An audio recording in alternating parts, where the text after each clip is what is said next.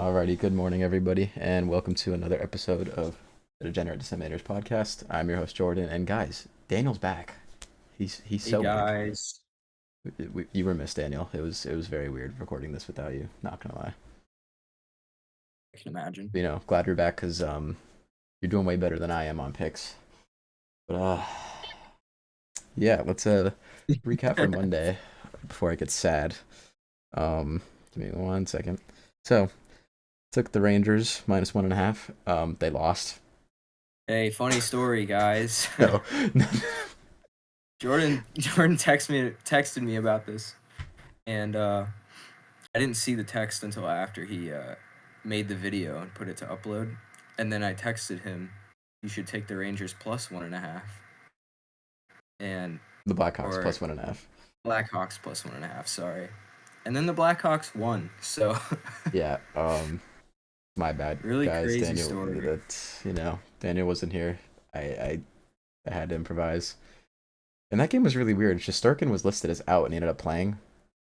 Uh, Um, Very strange. Not sure if that had any effect, but anyways, we had a couple plays for the Bengals Cowboys game. We had a little player prop parlay for Mr. Joe Shiesty. He hit both legs that one. He had his passing touchdowns in the first half, and cleared his throwing yards by over 100. So easy win there. But we do miss the over by was it 47 points? By 3 points. This game was very That's on rough. Yeah, this game was very on pace to hit. They had 27 points at half. Um and this game just fizzled out on us. But 1 and 2, we kept it pretty light since we did so bad over the weekend. But we got a big day. Rough week. This is this is the most units we have out in play for a day in our podcast. I know I said when I'm not doing too hot, I like to keep it pretty simple. But I noticed I've been sticking to like one or two sports, especially since Daniel hasn't been on. I haven't really been including much hockey. And our winning days are usually when we dabble in a lot of stuff. So that's what we're doing today. We're going to kick it off Thursday Night Football. Rams at 49ers. I know I kind of talked shit about the Rams last week going into their game against Buffalo. They won by two, 44-42. And Josh Allen had a historic game. He had 3 passing and 3 rushing touchdowns, and they still won. I don't know what happened, how that happened, but that's the situation we're in. And funny story, when I was doing my research for that game, I was on some website and they had some video clip playing. It was like some like cable television, like sports network talk show.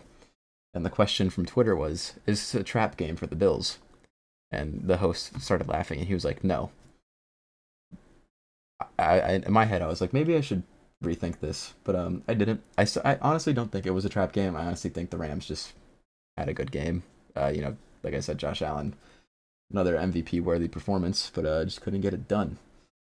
So, putting my bias of the Rams aside, maybe they're not as bad as I thought. They win back to back for the first time this season, which is pretty epic.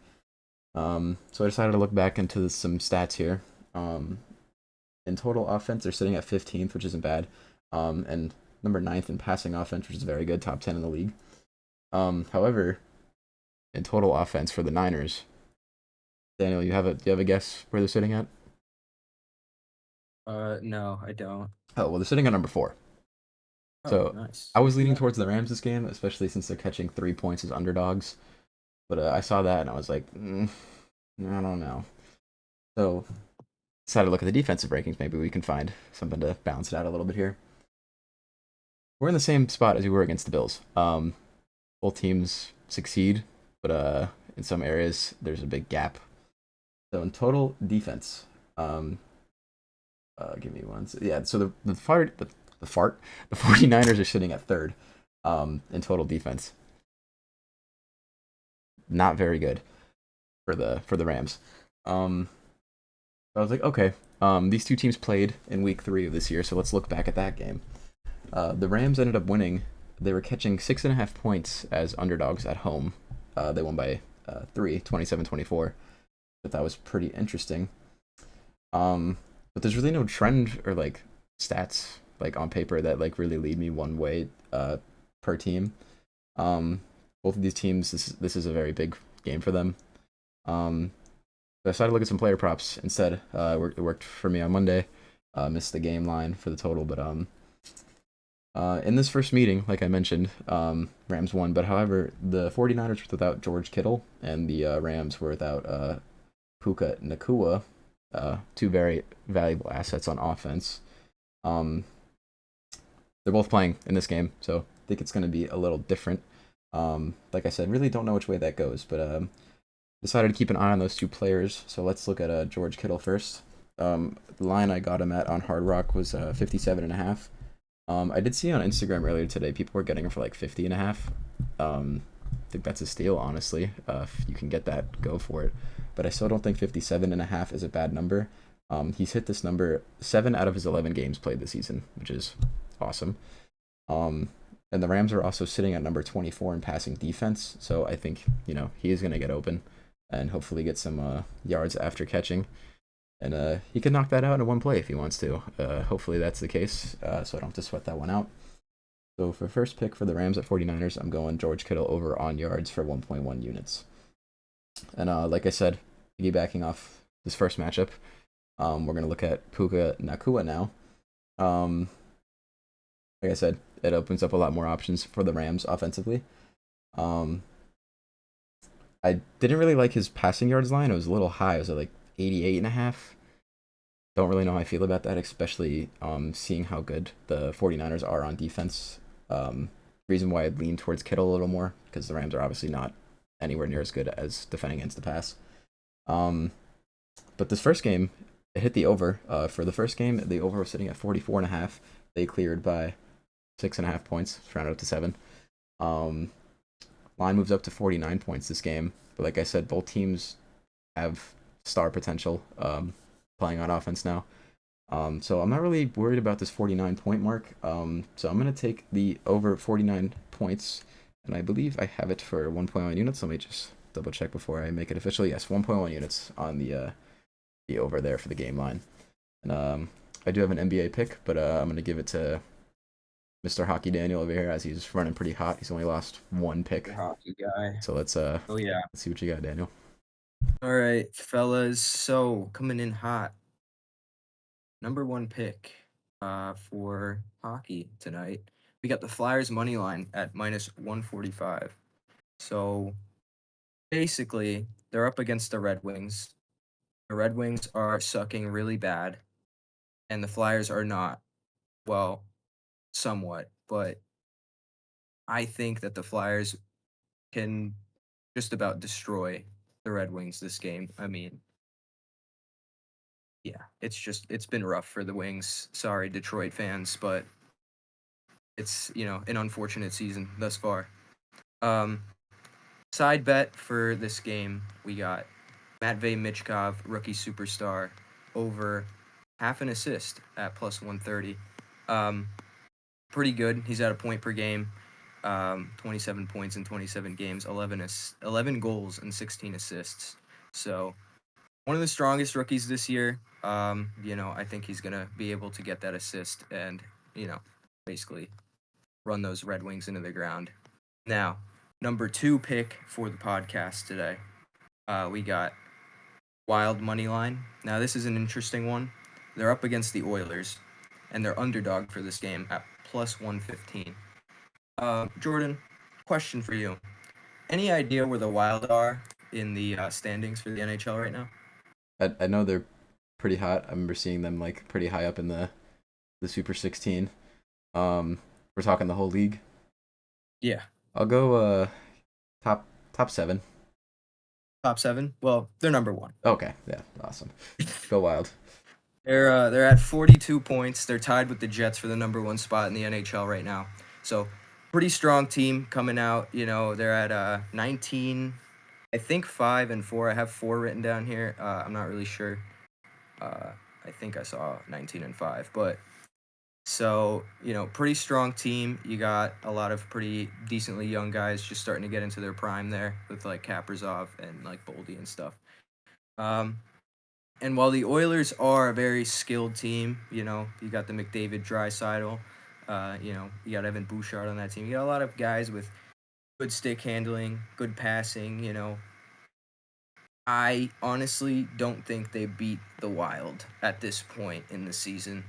The Wild have just been so hot and beating a lot of great teams in like the top 5, top 10 area. So, yeah, Wild money line plus 115, pretty solid pick. I think it's a steal, honestly. Now, side bets for this game. We got McDavid over half an assist at minus 210. This guy gets an assist like every game. I mean, he's hot right now. Um, Sitting, top 5 in points in the league, so pretty good for him. Oh, yeah, I have it written down here. It says Bro has almost an assist a game at 24 assists in 25 games. So, yeah. And then for the second side bet in this game, we got Kirill the Thrill Kaprizov at over half a goal at plus 100. Strong player, strong goal scorer, 18 goals and 25 assists in 27 games.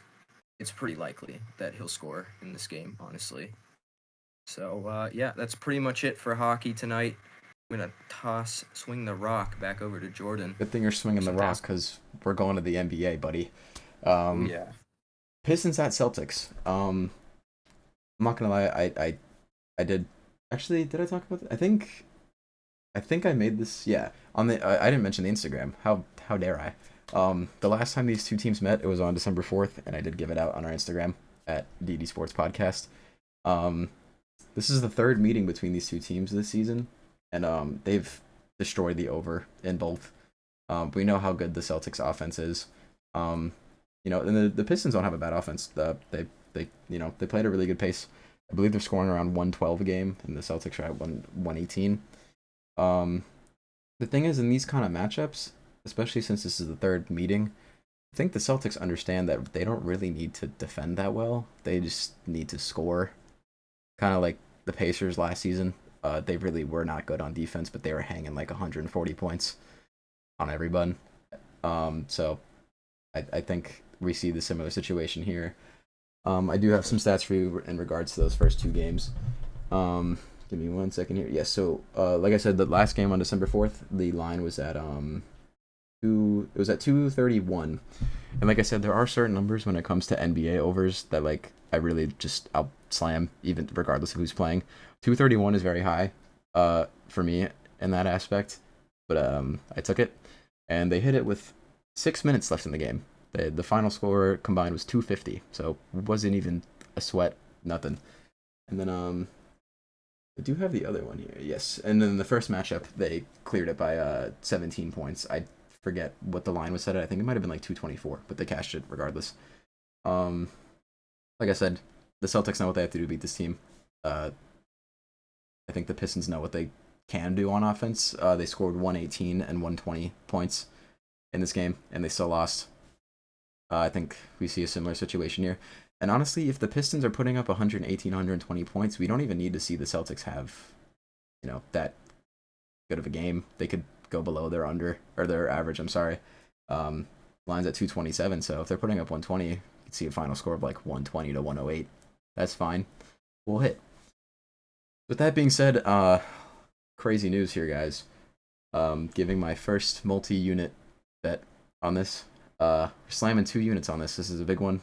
I didn't bet on it the first time, but I hit pretty easily the last time, and I think we see a similar outcome again. So we're ending the night off with a bang. 2 units on the over 227 points for the Celtics. The Pistons at the Celtics. So a bit of a crazy Thursday here. You've seen us go 5-0 before.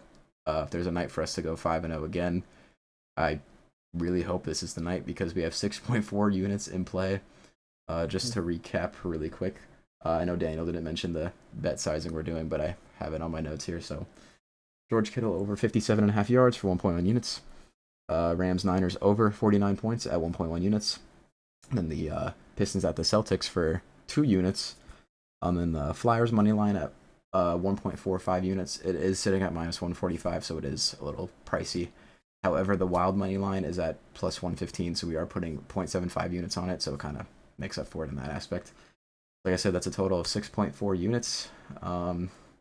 Yeah, hopefully you guys take Daniel's side bets. They have also been hitting, and Oh yeah, hopefully we can turn this week another around. another incentive to take the Kaprizov bet.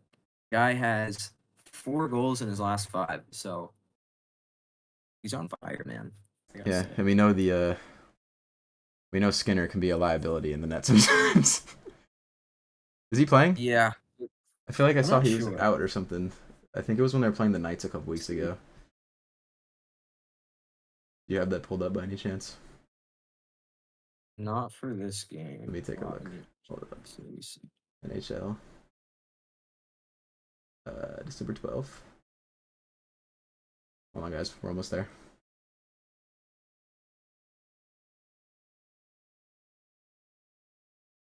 Let's see.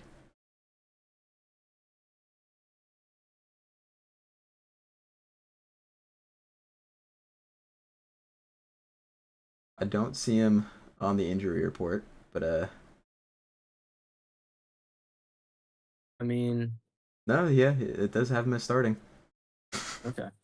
He is their like top goalie, you know. He did pretty well during the playoffs, so Yeah, they but I like to know keep. to start the season when the Oilers were not doing so hot, Yeah, they were. he was having a They rough kept time. putting him in. He's He 10 and 7 on the year, so so not it's the all right. best, but Pretty solid for a goalie. I mean, he's got a positive record, so yeah. not too But bad. going against a team like the Wild, that's that could Well, I be a mean, the little Wild frightening. and the Oilers, at least for their last like 20 games, honestly, it seems like it's been pretty even. They've lost to just about the same teams. They've beaten just about the same teams. Hmm.